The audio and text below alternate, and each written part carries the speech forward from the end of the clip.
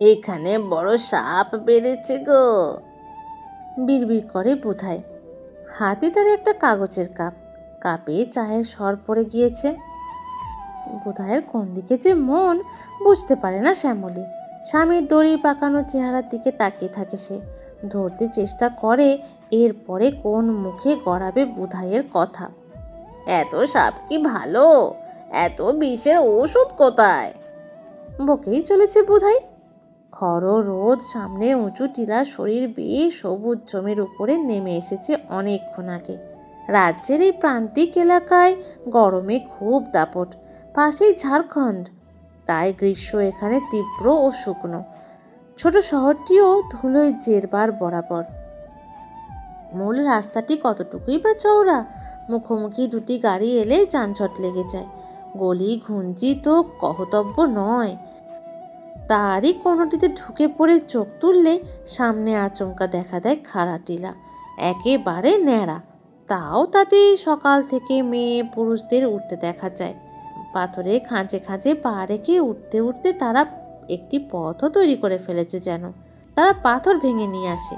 শহরের অন্য পথে এগুলে বেসরকারি ট্রাস্টের স্কুল, ধোপদুরস্ত, আর অদূরে শহরের স্বাস্থ্যকেন্দ্র।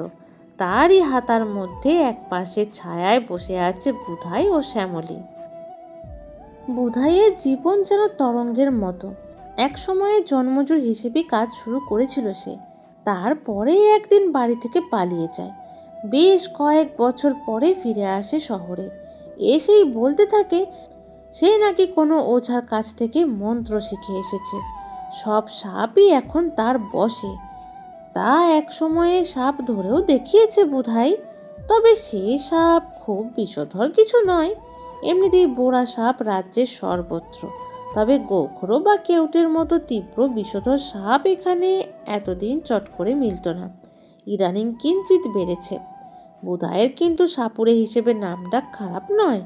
সাপের বিষের কিছু টোটকাও তার জানা। গ্রামের দিকে ডাক পড়লে সাপ তো ধরতই, কাউকে সাপে কাটলে সেই টোটকাও দিয়েছে অনেক সময়ে। কখনো তাদের রোগী বেঁচেছে, কখনো মারা গিয়েছে। গ্রামের মানুষ এইসব বাঁচা মরা নিয়ে বিশেষ ভাবে না। শোক তাপ থাকে কিছুদিন, বিশেষ করে বাড়ির কাজের মানুষটি মারা গেলে বাকিদের ভাবতে হয় সংসার এর পরে কিভাবে চলবে। তবে এখন তো সরকারের আনুকূল্যে রেশনের চাল চিনি ভালোই মেলে। রাজ্যের অন্যেরা যা পায় এই এলাকার লোক পায় তার দ্বিগুণ। জঙ্গলমহল কিনা, সঙ্গে নানা ভাতা মিলেজুলে চলে যায়। বুধাইয়েরও এইভাবেই চলে, তাই সে আর কাজকর্ম না করে নেশা করে। কিসের নেশা কেউ ঠিক করে জানে না। গাঁজা ভাং হতে পারে, অনেকে বলে বুধাই সাপের বিষের নেশা করে। সে কথা ওর সামনে বললে কখনো হেসে উড়িয়ে দেয়, কখনো মারতে তেড়ে আসে, বলে সাপ, সাপের বিষের দাম জানিস? 1000টা বুধাই মুরমুকে বেচলেও 1 কণা বিষের দাম উঠবে না। ওঝার ডাক এখন কম পড়ে। স্বাস্থ্যকেন্দ্রে সাপের ওষুধ আছে, গ্রামের মানুষও সেই ওষুধই বেশি নেয়। সাপুরে হিসেবে বরং তাকে কেউ কেউ ডাকে আজও। লোকে বলে বুধাই নাকি সাপের গন্ধ পায়। আজও বুধাই ঝিম মেরে বসেছিল স্বাস্থ্যকেন্দ্রের চত্বরে আর নাক টানছিল। অন্যেরা যাই ভাবুক, শ্যামলী জানে বুধাই আসলে সাপের গন্ধ শুঁকছে। সে কি সত্যি সাপের গন্ধ পায়? শ্যামলী দেখেছে, যতবার গন্ধ শুকে সাপের খোঁজ করেছে বুধাই, ততবার কিছু না কিছু পেয়েছে, হয় সাপ নয়তো খোলস। সেই করতে গিয়ে তো কদিন আগে মারাটা খেলো। শ্যামলী পই পই করে বলেছে ওকে, অন্যের কাছে গিয়ে অযথা জ্ঞান দেওয়া কেন বাপু?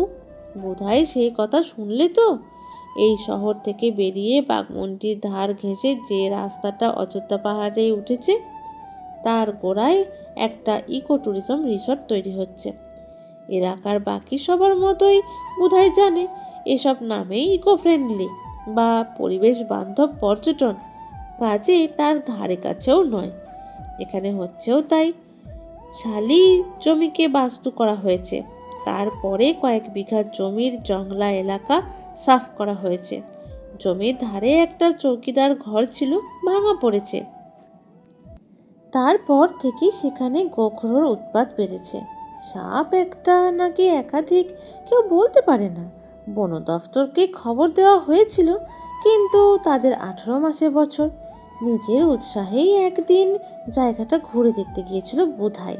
পাঁচিল ঘেরা এলাকায় ঢুকে আনাচে কানাচে ঘুরে ঘুরে শুঁকছিল। হঠাৎ এক জায়গায় দাঁড়িয়ে জোরে জোরে শ্বাস নেয় বুধাই। তারপরে হাঁক পারে, কে আছো গো এখানে? তার 2-3 বারের চিৎকারে একটা লোক এগিয়ে আসে, বলে, এই তুই কে রে? এখানে ঢুকেছিস কেন?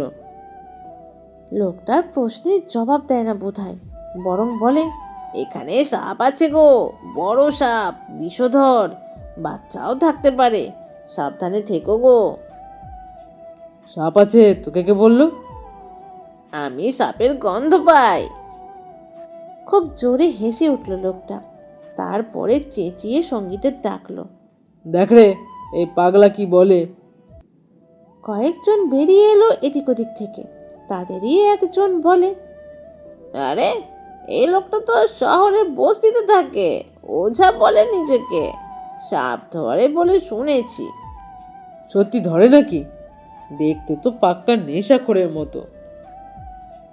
তা জানি না বাবু, শুনেছি তাই বললাম, নেশাও করে মনে লয়। ওরা বুধাইকে ঘিরে ধরেছিল ধীরে ধীরে। বুধাই বুঝতে পারেনি রোদটা মুখে এসে পড়ছে, কপালে ঘাম তার রং আরো কালো করে তুলেছে। বুধাই চোখের উপরে হাত দিয়ে বলতে চেষ্টা করলো, সত্যি আছে গো, সাপ আছে এখানে। কিন্তু তার মধ্যেই থাপ্পড়টা এসে পড়লো হঠাৎ। নেশা ভাঙ করে আমাদের এখানে এসে ঢুকেছিস? মতলবটা কি তোর? জায়গাটাকে বদনাম করবি? এরপরে যে বেধড়ক মারটা সে খায়, তার কথাটা ভুলতেই চেয়েছিল বোধহয়। তার চেয়েও বড় সেখানে যে সাপ আছে, বিষধর সাপ, সেটা তার মনে গেঁথে গিয়েছিল। বোধাইয়ের খুব ইচ্ছে একটা চাঁদনি রাতে ওখানে যাবে। সেই সময় নাকি সাপের বিষ বাড়ে। যদি সত্যি গোখরো থাকে, তাহলে গর্ত থেকে বার করে আনতে চেষ্টা করবে সে। কিন্তু চাঁদ উঠতে উঠতে বোধাই এত নেশা করে ফেলে যে গভীর রাতে সবাই ঘুমিয়ে পড়লে আর তার যাওয়ার অবস্থা থাকে না। এর মধ্যে ঘোরাঘুরি শুরু হলো জায়গাটায়। প্রথমে একটা ছোট্ট সুন্দর ঘর তৈরি হলো, সেখানে কেয়ারটেকার থাকতে লাগলো। পরে নাকি সেটা মালিক ব্যবহার করবে আউট হাউস হিসাবে। বাকি জমির বড় অংশে বাড়ির ভিত খোঁড়া শুরু হলো। সাপ এখানে নেই, ওই জমিতে আছে। হাসপাতাল চত্বরে এক পাশে বসে শ্যামলীর দিকে মুখ ঘুরিয়ে স্পষ্ট করে কথাটা বলল বুধাই। শ্যামলী বুধাইয়ের জীবনের আর এক তরঙ্গ। নামের মতোই মেয়েটি শ্যামলা, মুখটা ভারী মিষ্টি। সেই মুখ দেখেই বুধাই মজেছিল। 3 কুলে এক মামা ছাড়া কেউ নেই শ্যামলীর। সেই লোকটা বিয়েও করেনি, অনেক কষ্টে পাত্র জুটিয়েছিল। পুরুলিয়া শহরে থাকে, দোকান আছে, রমরমা ব্যবসা। তবে বয়স 45, দেখতেও ধুমস। মামা বলেছিল, শ্বশুর ঘরে তুই রানী হবি রে শ্যামলী, এই লোকের চারদিকে কেউ নেই। কিন্তু শ্যামলীর পোষায়নি। সে বিয়ের আগের রাতে বাড়ি থেকে পালিয়েছিল। পড়তে পারতো কোনো বদমাইশের হাতে, কিন্তু বুধাই রাস্তা আটকে ছিল। চোখ বড় বড় করে বলেছিল, কি রে শ্যামা, কাল তোর বিয়ে, আজ কোথায় পালাচ্ছিস? তখন রাতে এত নেশা করতো না বুধাই। শ্যামলীকে বাড়িতে এনে বসিয়েছিল। বাড়ি বলতে একটা চালা ঘর, তার ভিতরে নোংরা চাদর চাপানো চারপায় বসে শ্যামলী খুব কেঁদেছিল। বলেছিল, এইভাবে বাঁচা যায় বলো বুধাইদা? তখনই ঠিক করেছিল বুধাই। পরের দিন শ্যামলীর মামার কাছে গিয়ে বলেছিল, আমার চালচুলো নেই, কিন্তু শ্যামলীকে আমি বিয়ে করব। ওর কথা ভেবেই মজুর খাটা শুরু করব। এর আগে সে নিজেকে শিল্পী মনে করত। সাপ ধরাও একটা আর্ট, বুঝলি? আর বুধাই মুর্মু হলো আর্টিস্ট, পাড়ার লোকেদের বলতো সব সময়। এখন সত্যিই বোধহয় কাজে বেরোতে শুরু করলো। এরপরে শ্যামলীর সঙ্গে জীবনযাত্রা শুরু। সে তরঙ্গে ভেসে কিছুদিন কাজ করেছিল বোধহয়, কিন্তু নেশার চোটে শরীরে নানা উপসর্গ দেখা দিল তার। হাঁপ ধরে যেত কাজ করতে গেলে, এখনও হাসপাতাল চত্বরে বসে হাঁপাচ্ছে বোধহয়, জোরে জোরে শ্বাস টানছে। আর শ্যামলী ভাবছে সে সাপের গন্ধ নিচ্ছে।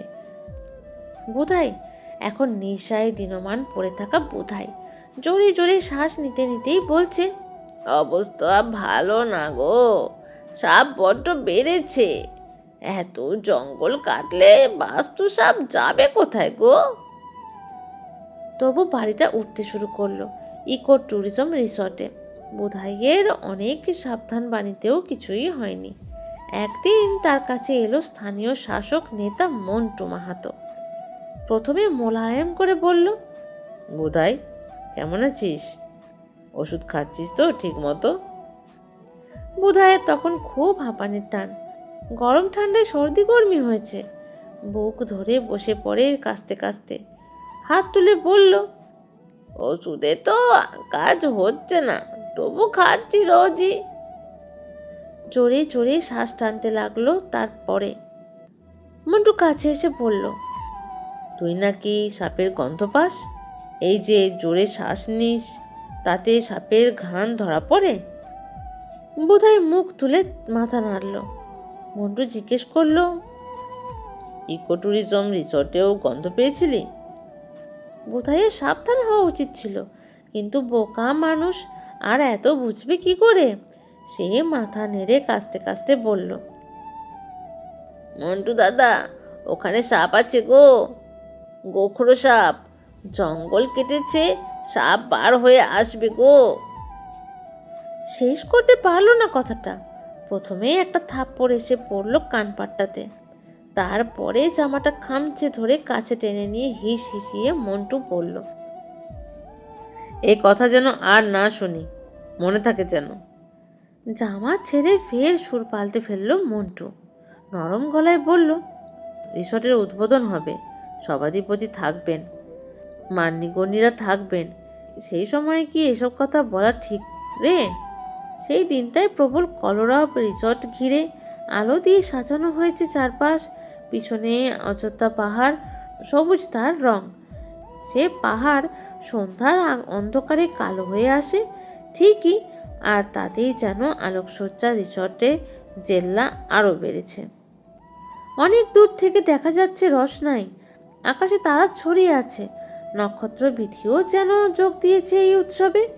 গাড়িগুলো সব শহরের পাশ দিয়ে গেল যখন, অন্যদের মতো বোধাইও গেছে। শোনা গেল মালিকের বউ ছেলে মেয়েও এসেছে।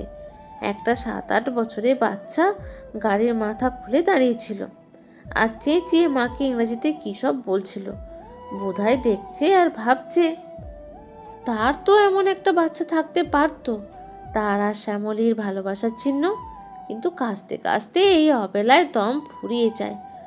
সংসার যে কেন বেছে নিল সে? বোধহয় নেশা করে সন্ধ্যা থেকেই। উদ্বোধনের দিন যেন বেশি করেছে। পূর্ণিমে কি আজ? চাঁদের আলো পাহাড় আর তার গলায় ছড়িয়ে পড়েছে। বোধহয় দেখছে আর ভাবছে, এইসব রাতে সাপের বড় বাড়বাড়ন্ত হয়, সাবধানে থাকা উচিত। তার কাছে কি বিষের টোটকা আছে কিছু? বোধহয় জানে বিষের টোটকা বিষ। বিষে বিষক্ষয় বিষহরি সেই শিক্ষাই দিয়েছেন। আদিপাতি করে খুঁজে বোধহয় শ্যামলীর চোখে পড়ে যায়। সে কঠিন স্বরে বলে, খবরদার ওই সব কিছু আজ ঘাঁটাঘাঁটি করবে না। নেশা করেছ, এবারে চুপটি করে শুয়ে পড়ো, আজ বাইরে বেরোবে না। শ্যামলীর কথা এখন লক্ষ্মীর ছেলের মতো শুনে বোধহয়, কিন্তু সাপের ডাক যে নিশির ডাকের থেকেও সাংঘাতিক। অনেক রাতে শ্যামলী যখন ঘুমে বোধহয় উঠে পড়ে। নেশাগ্রস্ত বোধহয় একটা কৌটো নেয় চাদরের তলায় ঢেকে, তারপর বেরিয়ে পড়ে ঘর থেকে। প্রথমে পিঠে এসে পড়লো বাঁশের ডাঙস। ব্যথায় কুঁকড়ে গেল বোধহয়। মনে হলো শরীরটা ভেঙে যাবে। চারিদিকে চিৎকার, বিষ এনেছে লোকটা, বিষ। বোধহয় বলতে চায়, আমি তো ওষুধের কৌটো এনেছি, বিষের ওষুধ। বিষহরির তো বিষে বিষক্ষয়। তার গলা দিয়ে স্বর বেরোয় না। পরের পর প্রবল মারে শরীরটা ভেঙে যেতে থাকে, মুখ দিয়ে রক্ত গড়িয়ে আসে। আশেপাশের লোকজন দিয়ে আশেপাশে আশেপাশের লোকজন গিয়ে শ্যামলীকে ডেকে তোলে। সে পাগলের মতো ছুটে আসে রিসর্টের দরজায়, দারোয়ানের হাত ছাড়িয়ে জোর করে ভিতরে ঢোকার চেষ্টায় চিৎকার করতে থাকে, ওকে মেরো না, ও যে সাপের রোজা, ও ও ওষুধ নিয়ে এসেছে তোমাদের বাঁচাতে। কেউ ওদের কথায় কান দেয় না। মারের পর মার পড়তে থাকে বুধাইয়ের শরীরে। এক সময়ে সে নিস্তেজ হয়ে যায়। মারকুটের দল দূরে সরে হাঁপায়। ঠিক তখনই চিৎকার শোনা যায় মালিকের ঘর থেকে শিশুটির, মাম্মি প্লিজ হেল্প, একটা একটা স্নেক মাম্মি, আমার পায়ে বাইট করেছে। স্তব্ধ বুধাইয়ের ঠোঁটে হালকা রেখা দেখা দেয়। সে কি হাসছে? ক্রমে সে রেখা স্থির হয়ে যায়।